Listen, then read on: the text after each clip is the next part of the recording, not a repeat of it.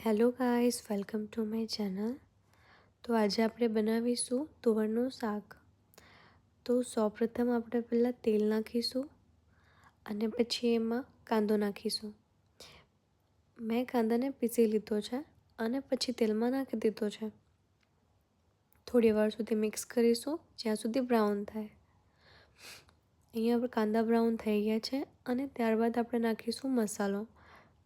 તમે જે પણ યુઝ કરતા હો, હળદી, ગરમ મસાલો, ધાણા જીરું પાવડર વગેરે જે પણ તમારા પાસે અવેલેબલ હોય એ તમે નાખી શકો છો.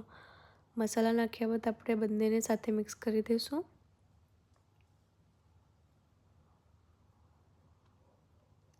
મિક્સ થાય ત્યારબાદ પછી થોડું પાણી નાખી દઈશું.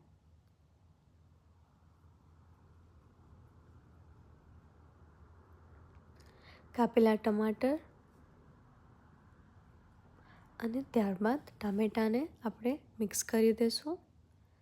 ટામેટાને 5 મિનિટ સુધી પકાવવાનું છે.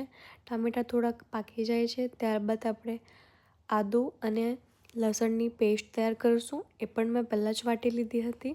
તે નાખી દઈશું અને એને મિક્સ કરી દઈશું.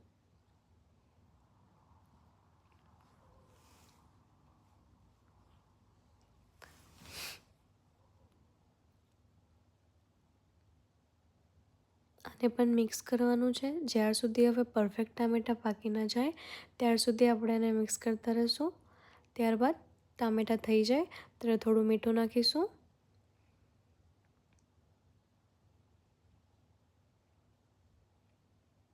એને 5 મિનિટ સુધી રવા દેવાનું છે. થોડું વધારે પાકી જાય ત્યાર સુધી ગ્રેવી એકદમ જાડી થઈ જાય, ટામેટાં ચડી જાય ત્યાર સુધી પકાવવાનું છે.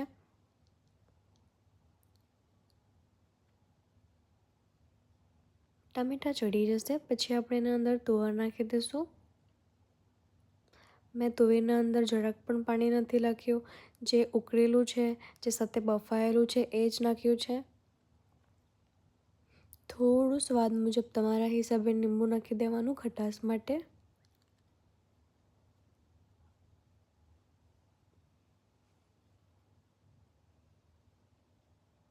અને ત્યારબાદ ધાણા, જે કોઈપણ શાકમાં યુઝ થાય જ છે. તો આપણું તુવેરનું શાક રેડી છે.